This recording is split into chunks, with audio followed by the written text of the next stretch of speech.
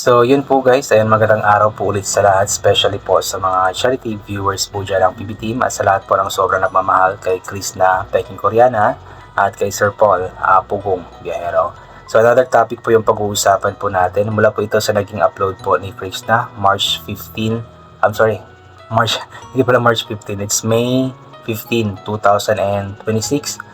Kung saan nga po sa last part nga po nun is nasabi nga po niya na bumili nga daw po siya or nagpapabili nga daw po siya ng mga pako, mga yero at iba pa pong kailangan po sa pagpapagawa ng kahit kaunting bahay nga lang po. Kasi plano nga po niya na paggawaan nga po ng maliit na bahay ang kanyang ate. Kung napanood niyo po yung vlog po niya nung nakaraan, nung umakyat po sila sa napakatarik na bundok po na ilang oras sa sakripisyo po ang kanilang ginawa para makaakyat po doon. So nakita po natin yung bahay po ng kanyang ate is talagang hindi siya maayos. Bali, kung napansin po natin sa ating thumbnail is yung dingding po niya is trapal lang tapos butas-butas na nga po. So gusto ni Chris na kahit papano is maging maayos nga po ang tulugan ng kanyang kapatid, ng mga pamilya nito, mga pamangkin po niya, especially may baby pa po na pamangkin po niya. So talagang napakabuting kapatid po ni Chris na. Marami po mga nagsasabi na dapat tulungan daw po muna ni Chris na ang kanyang pamilya bago tumulong sa iba kasi nga po nag-charity na po si Chris na, diba? So ito na po yung iniintay po nyo. So hindi naman kasi kailangan na palaging i-video po yung ganito kasi nga po kapamilya naman ito ni Chris na. Pero yun nga, tama rin naman po na i-inform ni Chris na sa atin yung kanyang plano po about sa kanyang pamilya kasi para kahit paano is maging masaya rin naman po tayo at yung mga bashers is tumigil na rin po sa mga kakadada nga po nila sa mga ganito ganyan na mga bagay.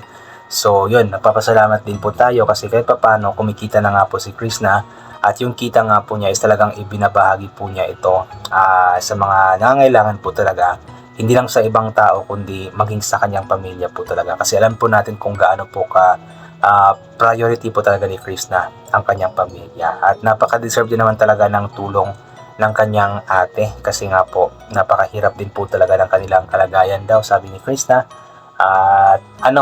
Siguro para sa akin mas maganda talaga sana kung sa patag or sa baba na lamang sa napagawa ng bahay, pero baka siguro walang lupa po doon na mapagtayuan ng bahay at doon lamang po sa bundok. So okay na din po yun, basta yun nga, mapagawaan lamang po ng mas maayos na bahay para hindi mahirapan yung kanyang ate, especially sa mga times na umuulan, di ba? So medyo mahirap po yung para sa kanila, especially na may baby pa. Kaya nagpapasalamat po tayo kay Chris na kasi talagang napakabuti po ng kanyang puso, napakabuti po niyang kapatid. Talagang iniisip po niya lagi ang kanyang pamilya, iniisip po niya lagi ang kanyang mga kapatid. Talagang gumagawa po siya ng paraan para mapasaya nga po ang kanyang mga kapatid. Unang-una na dyan, di ba, yung si Inday Ugdot, di ba? Since yung cellphone ni Inday Ugdot sa kanyang pag-vlog is yun nga, medyo malabo po talaga, hindi maayos yung camera. So sinurpresa nga po niya ito ng iPhone 12 or 13 Pro ba yun? Kasi sinurpresa po niya ito ng cellphone. So, isa na po yun sa patunay na talagang mahal po ni Chris na ang kanyang mga kapatid. Talagang ginagawa po niya ang lahat para mapasaya nga po sila. Then second, yung birthday po ni Robert. So, sinurpresa din po niya si Robert ng cellphone na panigurado akong magagamit ito ni Robert sa kanyang pag-aaral. Since I believe high school na po si Robert po ngayon, so kailangan din po talaga niya ito. And ito naman po ngayon, itong plano po niya na pagawaan nga po ng kahit na maliit na bahay nga po ang kanyang ate na nandoon nga po sa bundok. So patunay po talaga na napaka mapagmahal po na kapatid ni Chris na, napaka family oriented na bata, napaka family oriented po na anak, and talagang lahat naman ng ginagawa ni Chris is para talaga sa kanyang pamilya. Kaya sobrang proud po tayo sa kanya kasi nga po hindi lang siya nakakatulong sa iba kundi mas natutulungan po niya ang kanyang pamilya. Kaya very good job ka, Chris, na ipagpatuloy mo lang yan kasi isa yung napakagandang bagay po. And alam ko na nakikita ng Panginoon ang lahat ng ginagawa mo, especially for your family. Kaya panigurado din po ako na mas marami pang blessings ang dadating po sa iyo. Alam ko maraming blessings ang dumadating sa iyo ngayon, pero alam ko din na mas marami pang dadating na blessing dahil nga sa mga ginagawa mo na pagtulong sa iyong pamilya at sa ibang mga tao na nangangailangan nga ng tulong. Kaya very good job ka always. Lagi kaming magdadasal sa kaligtasan sa bawat lakad niyo ni MJ Lagi kami magdadasal para kung anumang problema na meron ka, kung anumang problema ang iniisip mo, is malulutas or malalagpasan mo ito sa tulong ng ating Panginoon. Basta wag lamang sumuko, wag lamang din makalimot tumawag palagi sa Kanya. So ito, babasahin po natin yung ilan po sa mga komento. Mula kay Sweet Bea Corpus, ayan. Ganyan lang mabait na tao pag may blessings, bukas ang palad na magbigay dahil si Lord na ang bahala magbalik siksik liglig at umaapaw ang ibabalik niya. God bless you always. Ayan, totoo po yun. Basta kusang loob po yung pagbibigay mo at talagang kumbaga mula sa puso talaga yung pagbibigay mo. Talagang ang ating Panginoon is hindi siya natutulog. Talagang nakikita po niya kung ano yung ginagawa ng isang tao, just like sa ginagawa ni Krishna, na tinutulungan nga po ang ibang tao, tumutulong din po sa pamilya. At alam natin na talagang ibabalik po ito ng ating Panginoon sa Kanya ng siksik, liglig at umaapaw nga po na biyaya. Helen Balon, ayan. Good evening, Day. Napakabait yun talaga. Ginapahagi you. Talaga yung kung ano meron, you proud talaga kami mga supporters you. We love you. Ingatan mo palagi sarili mo. Ayan. Jejemon Joke lang. Ano po parang nag-text kasi. Anyway, yun na. Tama naman po yung sinabi ni Ma'am na talagang binabagi po ni Chris na kung anong meron siya.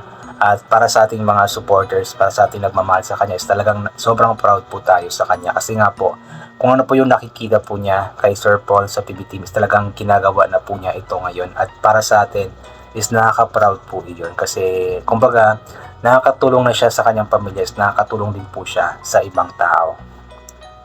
Janet Mix Vlog, mabait ka talaga, Chris, na napapabilib mo ako, nakakatulong ka talaga lalo sa ate mo.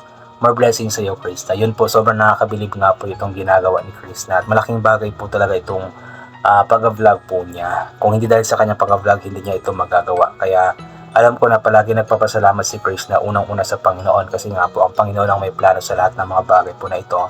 Pangalawa po kay Sir Paul na siyang ginamit nga po ang Panginoon para makilala nga po siya sa social media, maging vlogger, at kumikita na nga po siya ngayon. At sa lahat ng mga sponsors, sa lahat ng mga viewers, at sa PB Team din po, kasi naging party po sila o sa kung ano man po ang meron si Chris na po ngayon. Kevin, ingatin kayo palagi o Chris sa mga ginagawa nyo pag-vlog at sa mga mission nyo mga kapatid.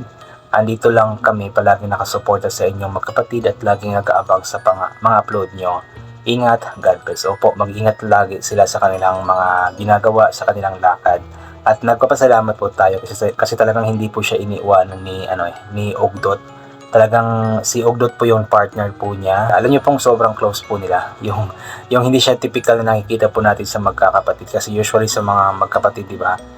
Sa Pinas is talagang kung mag-uusap man is seryoso na usapan, ganito ganyan. Pero sila is talagang iba yung iba yung treatment nila sa silang magkakapatid naman lahat. Iba yung treatment po nila para silang magkakapatid na magkakabarkada na sobrang close talaga sa bawat isa. Kim Dom, good job Langga. Pamilya ang inuuna mo. Sana marami pang mag-sponsor sa mga tinutulungan mo at palagi kang mag-iingat sa inyong paglalakad. Lalo na sa inyong lalo sa inyong pagmumotor. God bless you sa inyong magkapatid. Yun po, sa pagmumotor naman, sana mag-ingat nga po sila. Palagi, especially na madalas is wala talaga silang sinusuot na helmet kapag malapit lamang po yung pinupuntahan po nila.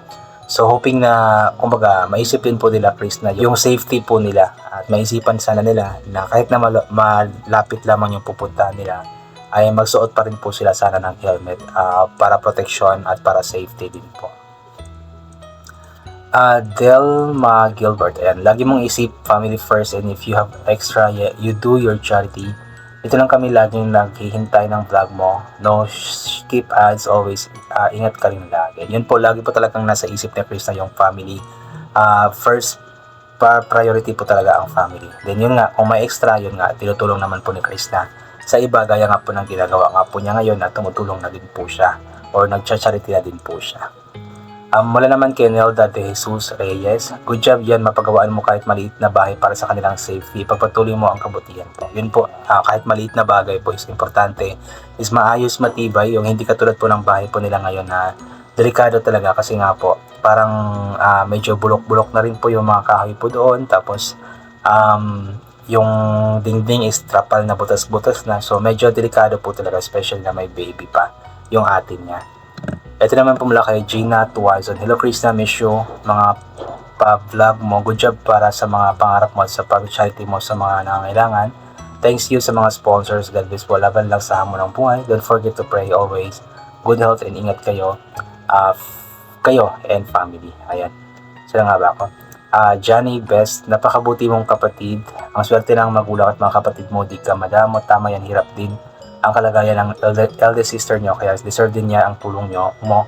Charity begins at home. Good job sa mga gagawin mong pagtulong. I admire you. God bless and we love you. Tama po yun, talagang napakaswerte po ng pamilya po ni Krishna, ng kanyang mga kapatid sa kanya, kasi nga po talagang hindi siya madamot. Kung anong meron siya is talagang binabahagi po niya ito sa kanila. Ayan.